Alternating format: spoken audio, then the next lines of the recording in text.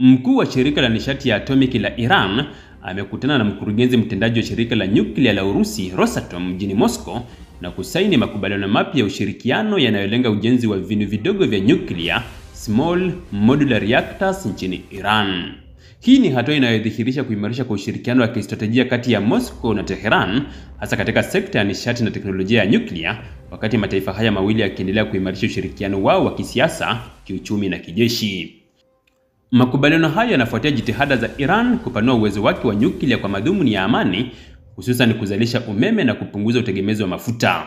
Urusi, yenye uzoefu mkubwa katika sekta hii, imekuwa mshirika wa karibu wa Iran katika ujenzi na uendeshaji wa mitambo ya nyuklia kama Bushehr. Kwa mujibu wa taarifa kutoka Moscow, makubaliano haya mapya yatawezesha kupelekwa kwa teknolojia ya kisasa ya SMRS nchini Iran, teknolojia inayosifika kwa usalama wa juu, gharama nafuu na ufanisi wa kuzalisha nishati katika maeneo yenye mahitaji madogo ya umeme.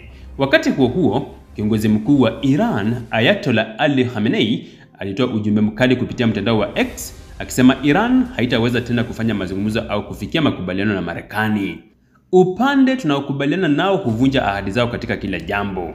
Wanasema uongo, kutoa vitisho vya kijeshi, kuua watu kwa mauaji ya kijasusi na hata kubomoa mitambo ya nyuklia, aliandika Khamenei.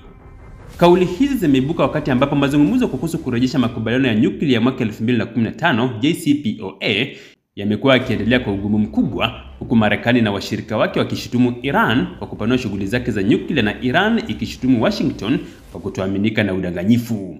Hatua ya Iran kushirikiana na Urusi inakuja kipindi ambapo nchi hizo mbili zimetengwa na Magharibi kutokana na vikwazo.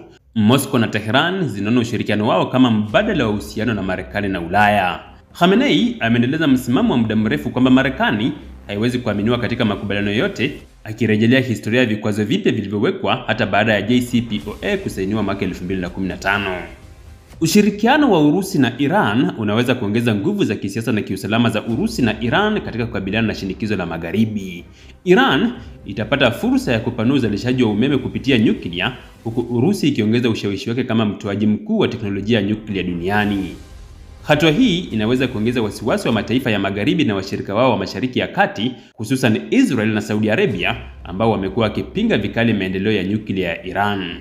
Makubaliano kati ya Iran na Urusi kuhusu ujenzi wa vinu vidogo vya nyuklia yanadhibitisha kuimarika kwa ushirikiano wao wa kistratejia katika mazingira ya mvutano unaoongezeka na Magharibi. Wakati huo huo, matamshi ya Khamenei dhidi ya Marekani yanaashiria kufungwa kwa mlango wa mazungumzo ya upatanishi na kuashiria enzi mpya ya uhusiano wa karibu kati ya Tehran na Moscow.